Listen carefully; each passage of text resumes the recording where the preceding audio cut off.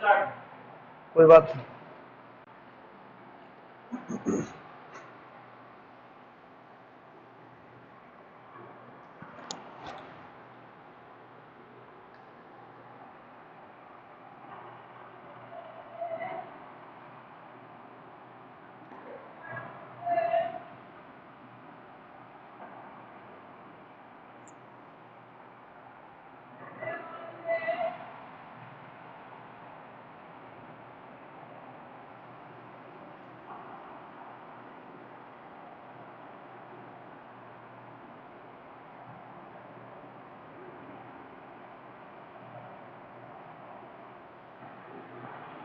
Class 10th पीछे मैंने आप लोगों को जो चैप्टर्स पढ़ा चुका हूँ आप लोगों को, उसमें एन्चांटेड फूल मैंने आपको पढ़ाया।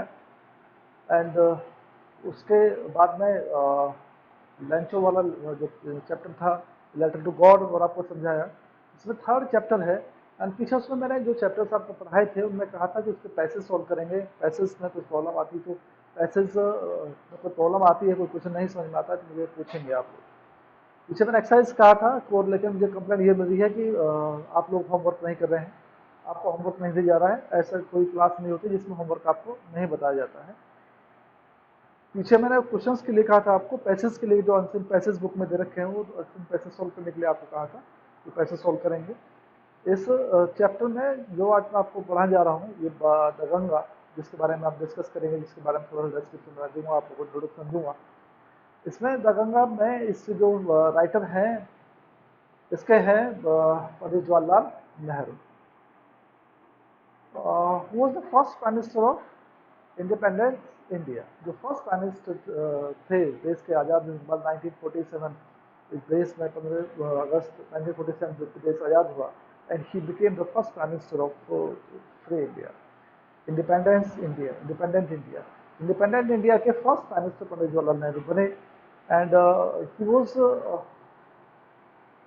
The great disciple of Mahatma Gandhi. Mahatma Gandhi के बहुत बड़े शिष्य थे, फ्रीडम फाइटर थे, एक एजुकेटर्स थे। And he wanted to make India developed country, and he did a lot. उन्होंने बहुत कुछ किया भी।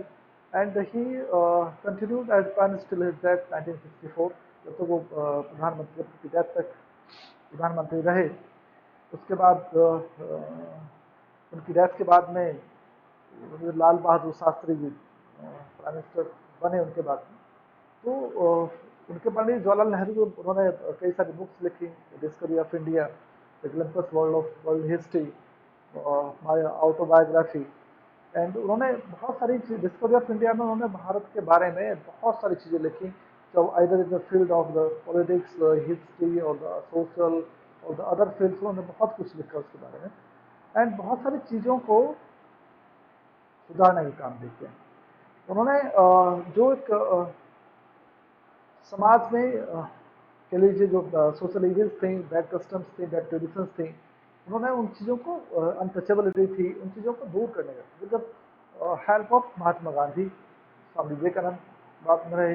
एंड बहुत सारे लोग रहे जो उनके साथ में, जैसे बीजी तिलक, बाल गंगाधर तिलक, सरदार पटेल, जो बहुत स्ट्रिक्ट पर्सन थे। सरदार पटेल जो कम्युनिस्ट बने पहले, जिन्होंने सब सारे स्टेट्स को, सारे राज्यों को मिला करके एक इंडिया, एक भारत का निर्माण किया सरदार पटेल ने। तो पंडित जवाहरलाल नेहरू जो देश के पहले प्रधानमंत्री बने, तो he wanted to something special for India. He wanted to make India a developed, एक विकसित देश बनना चाहते हैं, जो उन्होंने इसमें बुक में डिस्कवरी ऑफ इंडिया में लिखा भी है, बहुत सारी चीज़ें लिखा है। लेकिन उन चीज़ों को में जाने से पहले तो यू मस्ट नो अबाउट पंडित जवाहरलाल नेहरू, उनके बारे में, उनके इंट्रोडक्शन के बारे में आपको पता होना चाहिए। जो वैल्यू पॉइंट्स हैं, I am going to write the value points, मैं वैल्यू पॉइंट्स आपको लिखने जा रहा हूँ। उन वैल्यू पॉइंट्स को आप नोट करेंगे कॉपी में।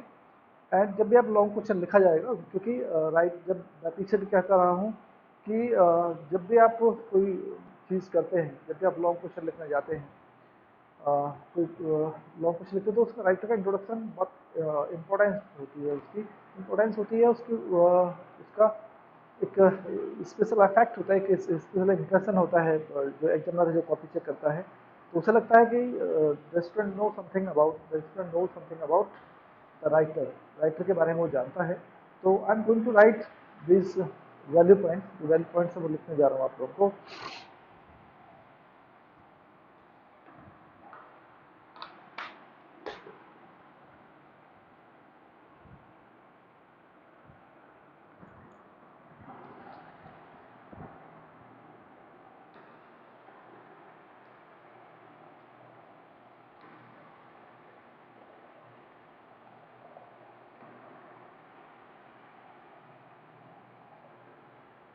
फास्ट की बात करें इसमें तो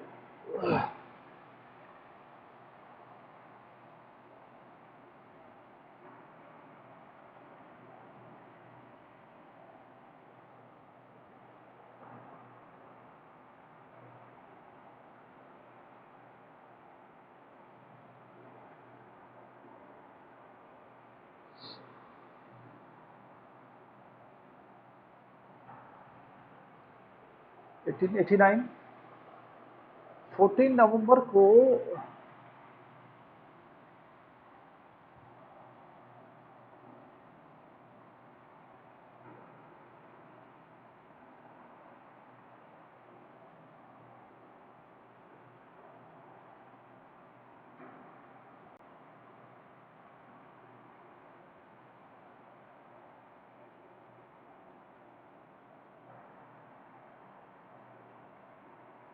चिल्ड्रंस डे, उनके जन्मदिन को हम क्या कैसे मनाते हैं, चिल्ड्रंस डे के रूप में भी मनाते हैं। एंड थर्ड, उनका जन्म हुआ एट कहाँ पर, Allahabad,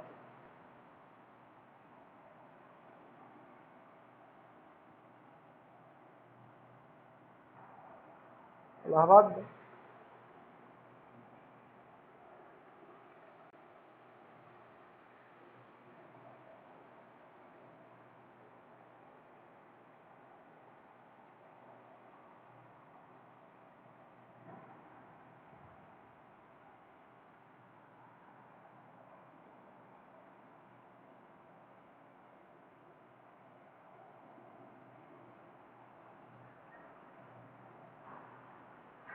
He was the first prime minister. He was the first prime minister of free India, Bharat के फ्री इंडिया के पहले प्राइम मिनिस्टर थे। एंड फिफ्थ की बात करें,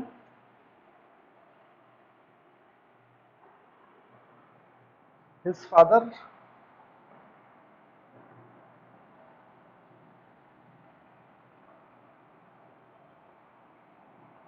पंडित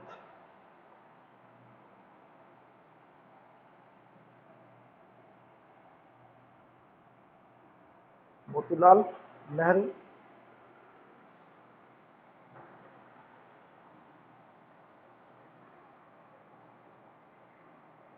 his father was very rich,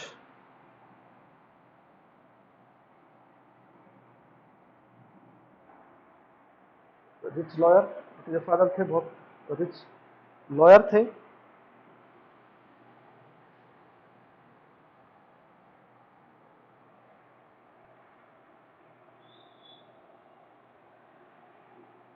his family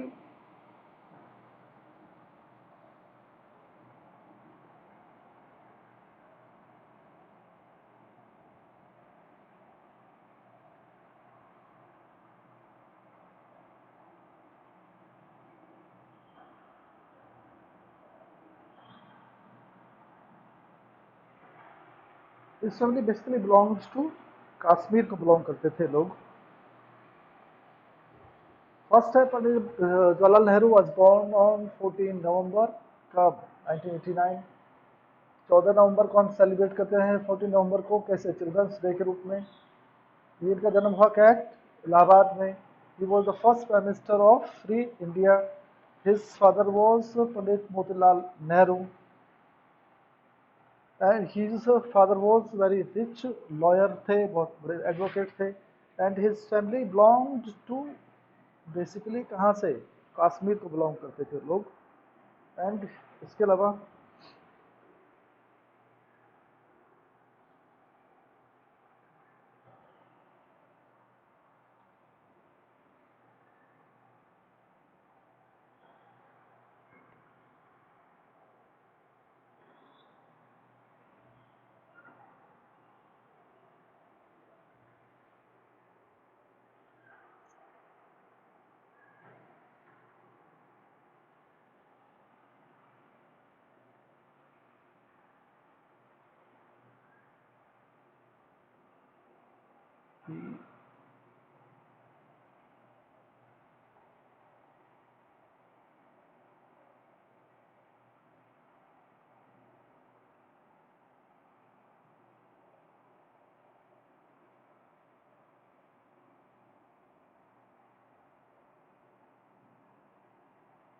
he went to England at the age of कितने साल के थे?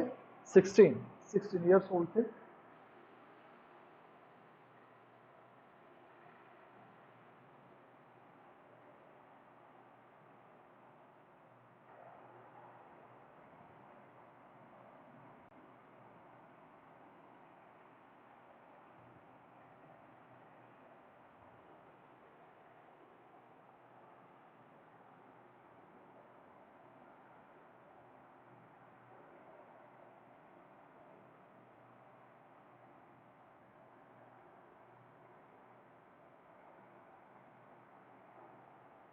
Educated at Harrow School and Cambridge University.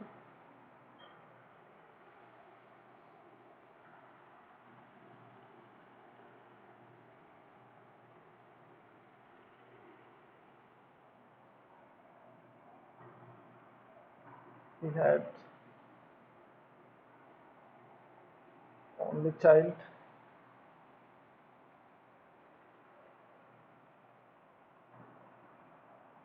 Indira Gandhi.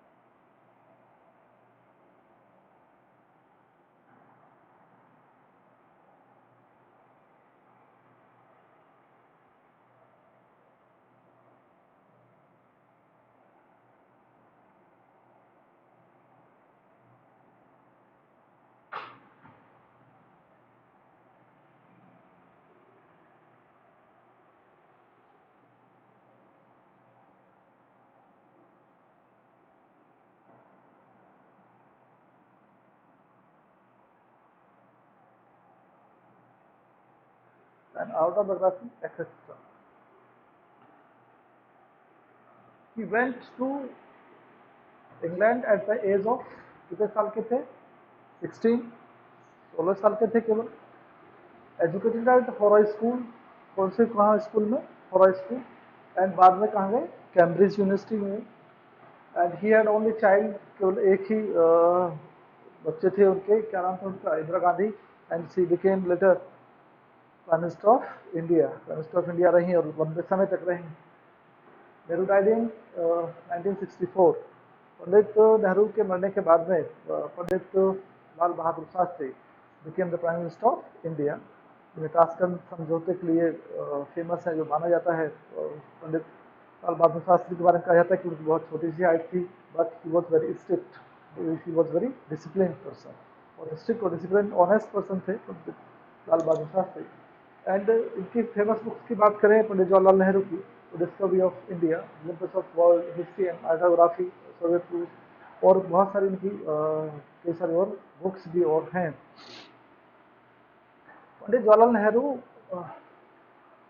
had a great attachment with Indian culture, civilization. भारतीय culture, भारतीय civilisation के साथ में उनका बहुत विशेष लगाव था। And he had been sent to jail many times, and he was a freedom fighter थे, and he was, कहा जाता है कि he was great disciple of Pandit Jawaharlal Nehru, Pandit Jawahar sorry Mahatma Gandhi के बहुत बड़े शिष्य थे, जैसा वो कहते थे उन्हीं को फॉलो करते थे। एंड उनकी थोड़ी सी आइडियोलॉजी जो माना जाता है वो डिफरेंट थी, सुभाष चंद्र बोस से डिफरेंट थी थोड़ी सी। सुभाष चंद्र बोस का नारा था, मुझे खून दो तो मुझे खून दो, मैं तुम्हारे लिए दूंगा, लेकिन महात्मा गांधी इससे थोड़े से अलग थे। महात्मा गांधी शांति से इस चीज़ों को करना चाहते थे। उन्होंने देश को आज़ाद कर नॉन वायलेंस में बिलीव करते थे।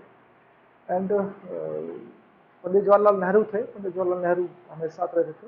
पंडित जवाहरलाल नेहरू कई बार जेल भी गए, जेल में रह करके उन्होंने बुक्स लिखी, ऑटोग्राफी लिखी, कई सारी चीज़ें उनके बारे में कही जाती हैं कि उन्होंने उस देश के लिए सपना देखा था, जो चाहते थे कि वो बहुत आगे जाए देश।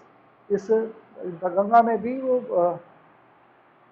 ये चाहते हैं कि जो भारत है वो एक डेवलप नेशन हो, एक डेवलप कंट्री हो, लेकिन डेवलप कंट्री होने के साथ साथ वो अपनी जो रिच अटैचमेंट है, जो रिच कल्चर है, जो रिच सिविलाइजेशन है, उसको ना भूलें।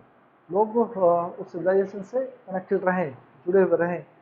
गंगा को उन्होंने कहा है कि वो भारत की नदी है और भारत में बहती है, वो सबसे पवित्र नदी मानी जाती है। ऐसा कहा जाता है कि गंगा का पानी कभी खराब नहीं होता है। तो इस गंगा के द्वारा, क्योंकि वो उनका जन्म हुआ इलाहाबाद में हुआ, जहाँ से गंगा जमुना सरस्वती तीनों को माना जाता है कि मिलाप होता है।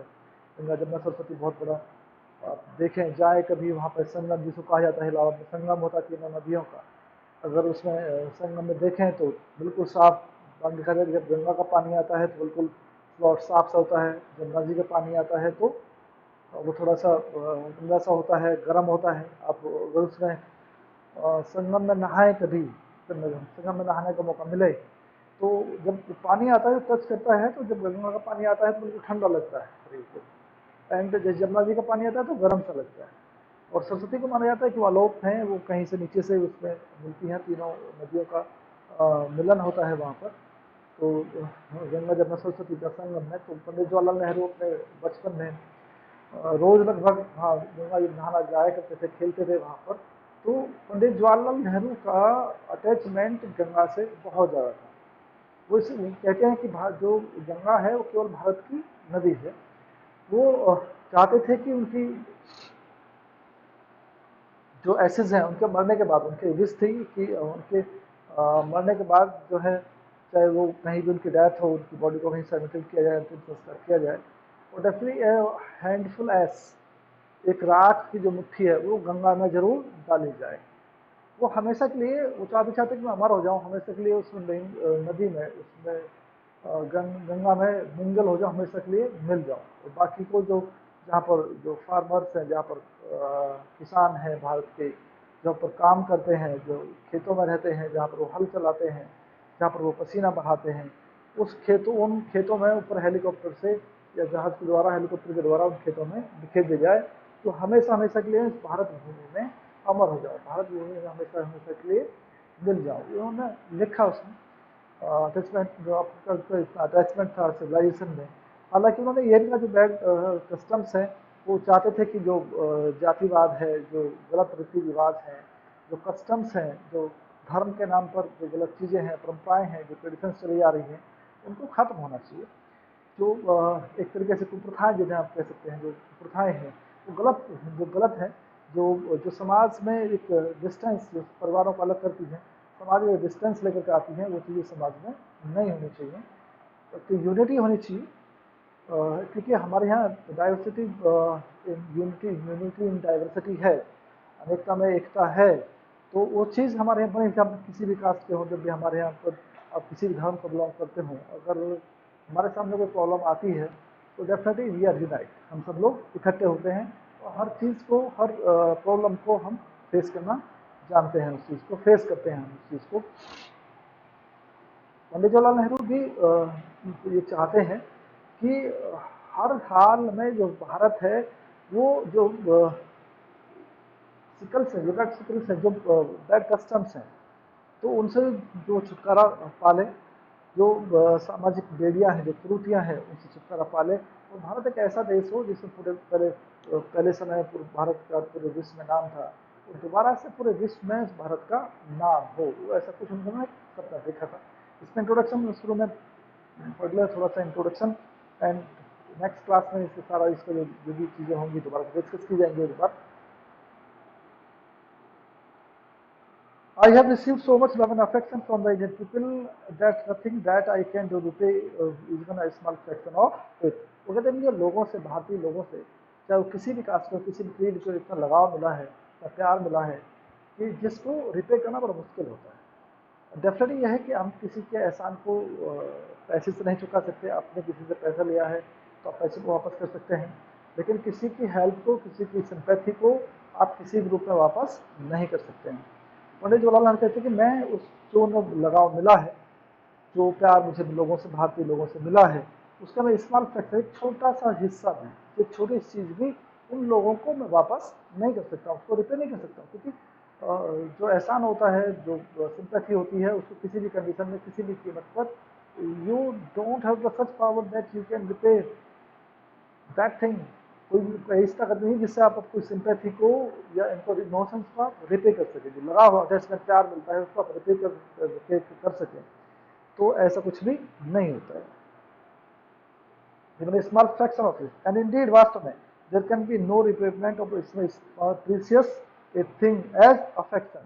और precious thing होती है, सबसे बड़ी चीज़ होती है, सबसे बड़ी वैल्यूबल चीज़ होती है आदमी का लगाव, अफेक्शन होता है, लोगों का लगाव होता है।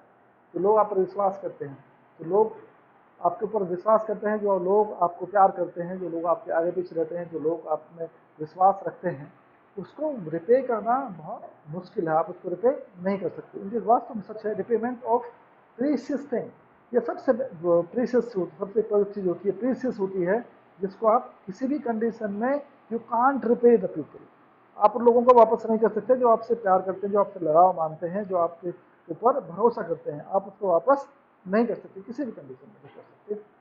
Many have been admired, उनका बहुत हम लोग तारीफ करते हैं, admired, some have been revered, कुछ रिवर्ड भी करते हैं, but the affection of all classes of the Indian people has come to mean such abundant measure। लेकिन कहते हैं हर क्लास को, चाहे कोई लोअर कैटेगरीज हो, या रिच फैमिलीज हो, या लोअर कास्टेज हो, हाई कास्टेज हो, यानी रिलीजन, कोई भी धर्म हो, हर धर्म के लोगों का प्यार मुझे बहुत ही इस पर मिला है। जो लोगों ने मुझे पर विश्वास किया है, तो देश की जो सौंपी है, तो जो लोग मुझे प्यार से मानते हैं, तो उसको कहते हैं कि I don't have such thing I can repay that precious love, that precious thing. कहते हैं कि मेरे पास कोई चीज़ नहीं है जिससे मैं इनके प्यार को, उस लगाव को, इन लोगों को वापस कर सकूं। People come to such abundant measure that I have been overwhelmed by it। overwhelmed होता हूँ, बड़ा खुश होता हूँ, बड़ा मुझे ताजुब होता है, बड़ा प्राउड फील करता हूँ जब लगता है लोग मुझ पर इतना विश्वास करते हैं, लोग मुझे इतना मानते हैं, लोग मेरी इतनी रेस्पेक्ट करते हैं, लोग मुझे इतना रिगार्ड करते हैं। तो मैं I can not repay anything, I am debtful to everyone, I am very grateful to everyone, every Indian. मैं बहुत कर्जदार हूँ, एहसानमंद हूँ लोगों का, जो हर लोगों ने मुझे प्यार दिया है, जिन पर विश्वास किया है। Well, by it I can only express the hope that in the remaining years, मैं केवल आपसे एक वादा कर सकता हूँ, वो कहते हैं आपसे केवल एक वादा कर सकता हूँ, जो मेरी लाइफ के रिमेनिंग ईयर्स बचे हैं, मेरी लाइफ बची है, मैं उसमें आपसे प्रॉमिस करता हूँ, वादा करता हूँ रिमेनिंग ईयर्स में, I may live, I shall not be unworthy of my people and their affection, कि मैं किसी भी कंडीशन में उनके जो उनका विश्वास है उसको नहीं तोड़ूंगा, अनवर्दी नहीं रहूँगा, उनके विश्वास को हिलने नहीं दूंगा। मैं एक प्रयास करूंगा, मैं कोशिश करूंगा कि उनका जो ट्रस्ट है, उनका जो विश्वास है, उनका जो बिलीव है मेरे ऊपर, मैं उसको बचा करके रखूँ, जैसे वो चाहते हैं मैं वो काम करके उनको, लोगों को दिखाऊंगा। उनके बीच में जो मेरी इमेज है, जो मेरा रेस्पेक्ट रिगार्ड है, मैं चाहता हूँ वो हमेशा हमेशा के लिए बनी रहे, मैं उस विश्वास को टूटने देना नहीं चाहता हूँ। To my innumerable comrades and colleagues, I owe an even deeper debt of gratitude। वो कहते हैं कि जो इस आज़ादी की लड़ाई में जो मेरे कॉमरेड्स रहे हैं, जो मेरे कलीग्स रहे हैं, जो मेरे साथी रहे हैं, जो फ्रीडम फाइटर्स रहे हैं, मैं उनका बड़ा एहसान मानता हूँ। जिन लोगों ने मुझे मेरा साथ दिया, जिन लोगों ने मुझे एनकरेज किया, जिन लोगों ने मुझे एडमायर्ड किया, तो जिन लोगों ने मुझे रास्ता दिखाया, मैं इन लोगों को बड़ा एहसान मानता हूँ, बड़ा ग्रेटफुल हूँ, मेरी ग्रेटिट्यूड है, उनको बड़ा एहसान है मेरे ऊपर। We have been joint the partners in great undertaking, कहते हैं कि हम बहुत क्या रहे, great, we have been great partners, joint partners रहे इस फ्रीडम फाइटर, इस आज़ादी की लड़ाई में, इस लड़ाई में ग्रेट पार्टनर्स रहे हैं, great undertaking, and have share the triumphs and sorrows which inevitably accompany them, और सुख दुख को हमने साथ जलाए, या जेल जाना रहा हो, दूसरी प्रॉब्लम्स रही हो, या किसी चीज़ की प्रॉब्लम को सॉल्व करना रहा हो, या कोई गैदरिंग करनी रही हो, दूसरे काम करने रहे हों, कभी जीत रही हो, कभी हार रही हो, कभी सुखी रहे हो, कभी दुखी रहे हो, इन हर चीज़ में जो मेरे कॉमरेड्स हैं, मेरे कलीग्स हैं, जो मेरे साथी हैं, जिन लोगों ने मेरे साथ दिया है, जिन लोगों ने मेरे ऊपर विश्वास किया है, मैं उनका जीवन भर एहसान रहेगा उनके ऊपर, मैं मेरे ऊपर, मैं उनको उस एहसान को नहीं भूल पाऊंगा। Triumphs and sorrows in this inevitably accompany them, जो मेरे साथ वो रहे हैं, जो उन्होंने साथ मेरा दिया है। When I die, वो कहते हैं, I should like by my body to be cremated, चाहते हैं कि जब मेरा अंतिम संस्कार हो, जब मैं दुनिया में ना रहूं, कि जब मेरे बॉडी को सेमेटेड किया जाए, जब अंतिम संस्कार किया जाए। उनकी एक बड़ी इच्छा थी कि वो उस देश की मिट्टी में, भारत भूमि में हमेशा हमेशा के लिए मिल जाना चाहते थे, तो हमेशा अमर हो जाना चाहते थे। इसलिए उन्होंने लिखा अपने उसमें बुक में कि मैं चाहता हूँ कि जो मेरी बॉडी है जो सेमेटेड की जाए, जिसका अंतिम संस्कार किया जाए, उसमें हैंडफुल एस वो जहाँ पर गंगा है, गंगा में डाली जाए, जिसमें मैं मिल जाऊँ, जहाँ पर मेरा बचपन बीता है, जहाँ पर मैं खेला हूँ, जहाँ पर मैं रहा हूँ। और बाकी जो मेरी पूरी राख है, पूरी डेड बॉडी की जो राख है, उसको ले जा करके ऊपर खेतों में, उन फार्मर्स के बीच में, खेतों में, उस जमीन में बिखेर दी जाए, जो हमेशा में से मैं अमर हो जाऊँ, मिल जाऊँ, जहाँ पर भारतीय जो किसान हैं, जो खेत हैं, जो फार्मर्स हैं, जहाँ पर वो काम करते हैं। I would like to be body my to be cremated if I die in a foreign country। उन्होंने विश की, अगर मैं, ऐसा भी हो सकता है अगर मेरी मौत हो कहीं किसी फॉरेन कंट्री में हो, विदेश में हो, तो मेरी बॉडी का अंतिम संस्कार नहीं किया जाए, बाकी जो राख है उसको लाया जाए। Sorry, my body should be cremated there and my ashes sent to Allahabad, और जो मेरी बॉडी की जो राख है वो कहाँ पर ला जाए, इलाहाबाद, क्योंकि जहाँ पर मेरा बचपन बीता है, जहाँ मैंने गंगा के उतार चढ़ाव को देखा है, जो गंगा जो है ट्रम्प एंड विक्ट्रीज, जो ट्रम्प की और डिफीट्स की, विक्ट्रीज की वो सिंबल रही है, हमारे देश के सिविलाइजेशन का एक हिस्सा रही है। मैं चाहता हूँ कि वो जो चीज़ें हैं, वो मेरी बॉडी की जो राख है वो इलाहाबाद में लाई जाए। A small handful of these ashes should be thrown in Ganga, और उसमें से एक मुट्ठी भर राख कहाँ पे डाली जाए, गंगा में डाली जाए।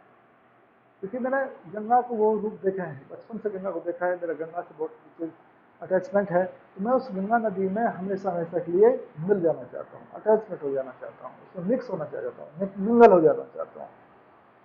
फ्रंट से Ganga, the major portion of them dispose, और जो बाकी मेजर पोर्शन है, जो बड़ा हिस्सा है, of in the manner indicated below, और जैसे मैंने नीचे लिखा है उसी तरीके से उसको डिस्पोज किया जाए, उसको मिलाया जाए। No part of these acids should be retained और प्रिजर्व, मेरी बॉडी का कोई भी हिस्सा, कोई भी राख प्रिजर्व ना की जाए, धरोहर के रूप में या दफन के रूप में बचा करके ना रखी जाएगी। बाकी जो राख है उन खेतों में जहाँ पर फार्मर काम करते हैं वहाँ पर डाल दी जाए, जो हमेशा इसमें भारत भूमि में मिल जाऊँ, भारत भूमि में हमेशा हमेशा के लिए अमर हो जाऊँ। रिजर्व माई डिजायर, उनकी इच्छा है, क्या इच्छा है, to have a handful of my acid thrown in the Ganga at Allahabad has no religious significance. वो कहते हैं कोई धार्मिक कारण से नहीं कह रहा हूँ, मैं सब धर्मों में विश्वास करता हूँ, सबको बराबर मानता हूँ, ऐसा नहीं कि मैं किसी धार्मिक रिलीजन से कह रहा हूँ कि मेरे एक हैंडफुल राख वो जो, क्योंकि हिंदुओं में माना जाता है कि जो गंगा में अस्थियाँ बहाई जाती हैं, तो उसका एक संस्कार रहा है, अभी प्रथा चली आ रही है कि वो शायद विकरण होता है, वो गंगा में अस्थियाँ बहाई जाती हैं, आज भी ट्रेडिशन है, परंपरा है। तो चाहते हैं कि मैं किसी धार्मिक रिलीजियस सिग्निफिकेंस से नहीं कह रहा हूँ, धार्मिक कारण से नहीं कह रहा हूँ, केवल इस वजह से कह रहा हूँ कि मेरा बचपन गंगा में बीता है, मेरा बचपन इलाहाबाद में बीता है, गंगा के सहारे बीता है, जहाँ पर मैंने हर चीज़ को देखा है, डिफीट्स को देखा है, विक्ट्रीज को देखा है, लॉसेस को देखा है। तो मैं चाहता हूँ कि मेरी है कि वो जो हैंडफुल एसिस हैं वो गंगा में डाली जाए, वो धार्मिक कारण से नहीं, उसमें मिल जाने के लिए से। ये सिंह सोच राजा आई एम कंसर्न, जहाँ तक मेरा संबंध है, I have no religious sentiment in this matter, इस मामले में मेरा कोई रिलीजियस सेंटिमेंट नहीं है, धार्मिक कारण नहीं है।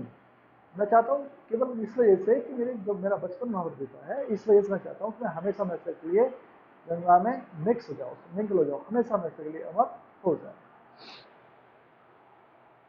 Sentiment in the matter, I have been attached to the Ganga and Jamna rivers in Allahabad ever since my childhood. क्योंकि बचपन से, क्योंकि आनंद भवन जो इलाहाबाद में है, जो जहाँ के फादर पंडित मोतीलाल नेहरू रहते थे, आनंद भवन बहुत फेमस है, आज भी आनंद भवन है। तो आनंद भवन वहाँ नदी के किनारे वो रोज घूमने जाते थे, खेलते थे गंगा में, नदी में स्नान करते थे। तो कहते हैं कि मैं चाहता हूँ कि जो मेरी एसिड है, जो बॉडी है, जो राख है, वो उसमें एक हैंडफुल एसिड उसमें मिला दी जाए। तो उसका कोई रिलीजियस सेंटिमेंट नहीं है, कोई धार्मिक कारण नहीं है। मैं चाहता हूँ केवल मैं उस गंगा में मिलने के लिए, हमेशा मैं इसलिए मिंगल होने के लिए, जैसा मैं कहा जा रहा हूँ ऐसा ही किया जाए। Ganga Jamuna reverse in Allahabad ever since my childhood, जहाँ पर मेरा बचपन बीता है, and I have grown older, जहाँ पर गंगा यमुना को देख करके मैं बड़ा हुआ हूँ, उसके वो बहुत सारे रूप मैंने देखे हैं। Grown older, this attachment has also grown, और जैसे इसमें बड़ा हुआ, अटैचमेंट बड़े होने के साथ साथ जमुना से और गंगा से मेरा अटैचमेंट बढ़ता रहा है। Everyone, I have watched their wearing boots, बहुत सारे उसके बूट देखेंगे गंगा में, बहुत कभी उफनती हुई देखी है, कभी बहुत छोटी नैरो देखी है, कभी समुद्र से भी बड़ी दिखती है। जब बरसात के मौसम में जब चारों तरफ से पानी पानी होता है, गंगा जमुना का पानी होता है, तो बहुत दूर दूर तक केवल कुछ नहीं दिखता। अगर आप इलाहाबाद जाने का आप लोगों को मौका मिले, और वो भी स्पेशली रैनी सीजन में, तो जहाँ तक नजर जाती है वहाँ तक पानी ही पानी दिखाई देता है, समुद्र जैसी लगती है, इतनी विशाल दिखाई, इतनी बड़ी दिखाई देती है। During moons, the seasons changed.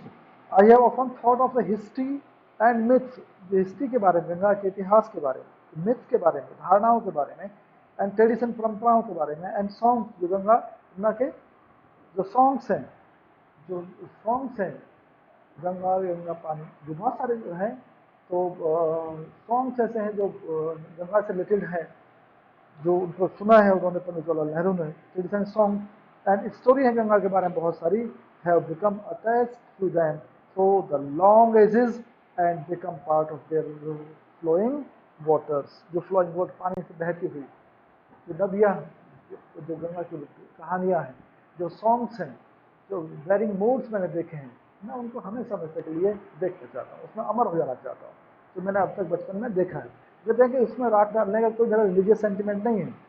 वो अगेन इस बात कहते हैं कि I have complete faith in our religion, I respect all them, मैं सबका सम्मान करता हूँ। बट क्योंकि गंगा मुझे बहुत अटैच हुई है मेरे बचपन से, मैं चाहता हूँ कि उसमें हैंडफुल लेस डाली जाए, एक मुट्ठी भर राख डाली जाए।